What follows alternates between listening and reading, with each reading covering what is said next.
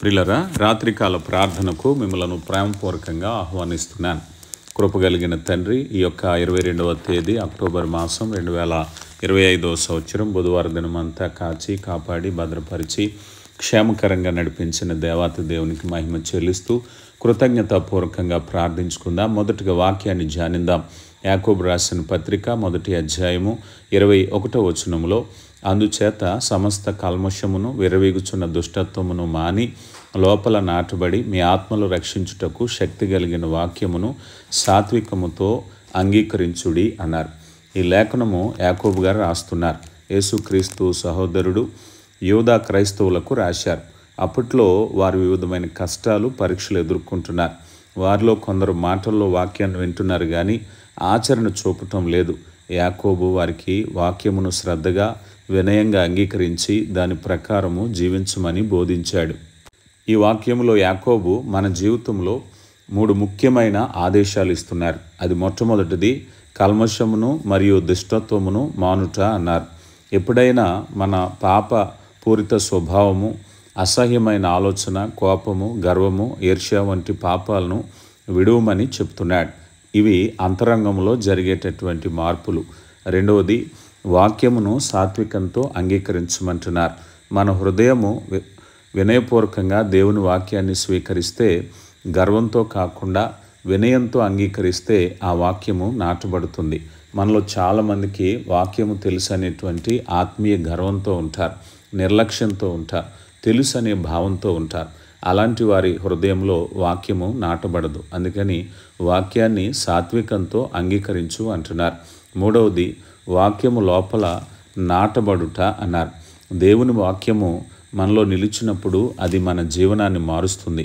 మన ఆత్మలను రక్షించగలిగినటువంటి శక్తి కలిగిందిగా ఉంటుంది. అంటే విన్న వాక్యాన్ని విని విడిచిపెట్టకుండా హృదయంలో భద్రపరచుకోవాలి. హృదయంలో భద్రపరచుకోవటం అంటే హృదయంలో ధ్యానించటమే. వాక్యం విత్తనంలా మన హృదయంలో నాటబడాలి. విత్తనం పెరగాలంటే నేల మెత్తగా ఉండాలి. అలా మన మనసు సాత్వికంగా వినయంగా ఉన్నప్పుడు దేవుని వాక్యం మనలో పనిచేస్తుంది. మన హృదయము మలినాలతో నిండితే వాక్యం ఫలించదు. అందుకే దేవుని వాక్యం చెప్తుంది, పాపము మాని వాక్యాన్ని స్వీకరించమని. మన జీవితాల్లో మార్పు చేసే శక్తి కలిగినటువంటి దేవుని వాక్యం ఉంది. కానీ ఆ వాక్యం మనలో పనిచేయాలంటే మనము అంగీకరించాలి. మన హృదయం పవిత్రంగా వినయంగా ఉంటే దేవుని వాక్యం మనలో ఫలిస్తుంది. ఒక మంచి నిర్ణయాన్ని తీసుకుంటే, ప్రభువా నా హృదయం పరిశుద్ధము చేయము, నీ వాక్యము సాత్వికాన్ని అంగీకరించి నా జీవితం మారిపోవులాగును చేయని మనం ప్రార్థన చేస్తే ఖచ్చితంగా ప్రభు ఆ కార్యాన్ని చేస్తారు. మత్తయి సువార్త 13వ అధ్యాయము 23వ వచనంలో, మంచి నేలను విత్తబడి వాక్యము విని గ్రహించువాడు అటువాడు సఫలుడై ఒకడు 100 ఒకడు 60 ఒకడు 30 ఫలించును అన్నారు. కనుక మంచి నేలను నాటబడిన విత్తనం ఎలాగైతే ఫలిస్తుందో, వాక్యము మన హృదయంలో నాటబడినట్లయితే ఆ రీతిగా ఫలించటానికి అవకాశం ఉంటుంది. పేతురు గారు రాసిన మొదటి పత్రిక 2వ అధ్యాయము 1 నుంచి మనం చూస్తే, ప్రభు దయాళుడని మీరు చూచున్నట్లా సమస్త దుష్టత్వమును, సమస్తమైన కపటమును, వేషధారుణ, అసూయ, సమస్త దూషణ మాటలు మాని క్రొత్తగా జన్మించిన శిశువును పోలిన వారై నిర్మలమైన వాక్యమును పాలన విషయమై రక్షణ విషయంలో ఎదుగు నిమిత్తము ఆ పాలను ఆపేక్షించుడి అన్నారు. కనుక ప్రియులరా, దురుద్దేశాలు, దుష్టత్వాన్ని విడిచిపెట్టాలంటే నీ హృదయము వాక్యాన్ని అంగీకరించాలి. చాలామంది వాక్యాన్ని మేము అంగీకరించలేకపోతున్నాం, ధ్యానించలేకపోతున్నాం, అర్థం చేసుకోలేకపోతున్నాం అంటారు. ఎందుకంటే నీ హృదయము ఎటువైపు పయనిస్తుందో ఒకసారి ఆలోచన చేయి. ఇక మూడవదిగా యోహాను సువార్త 17వ అధ్యాయము 17వ వచనంలో నీ వాక్యమే సత్యము అనే పదాన్ని మనం చూస్తున్నాం. అనగా దేవుని వాక్యము సత్యమందు మనల్ని ప్రతిష్ఠ చేస్తుంది. ఆ సత్యమే దేవుని వాక్యం. కనుక ప్రియ దేవుని బిడ్డ, దేవుని వాక్యాన్ని వినటానికి నువ్వు మనసిస్తున్నావా? ఆసక్తి కలిగి ఉన్నావా? లేక లోక సంబంధమైన వ్యాపకాల్లో ఉన్నట్లయితే నువ్వు ఎప్పటికీ వాక్యాన్ని స్వీకరించలేవు. వాక్యము నీ హృదయంలో స్థిరపడదు. అందుకని నీ జీవితాన్ని మార్చాలి అంటే వాక్యము నీ హృదయంలో నాటబడాలి. నీ హృదయంలో వాక్యము నాటబడాలి అంటే వాక్యాన్ని ప్రేమించి వాక్యానికి సమయం ఇచ్చినట్లయితే ఆ రీతిగా నీ జీవితంలో గొప్ప ఆశ్చర్యకార్యాన్ని మార్పును నువ్వు చూడగలుగుతావు. దేవుడు నిన్ను దీవించునుగాక. ఆమెను ప్రార్థించుకుందాం. కృపగలిగిన దేవ, ప్రేమ నమ్మకం కలిగిన మా కన్న తండ్రి, మహోన్నతుడా, ఈ యొక్క 22వ తేదీ అక్టోబర్ మాసం 2025 సంవత్సరం బుధవారం దినాన్ని బట్టి మహిమ చెల్లిస్తున్నాం.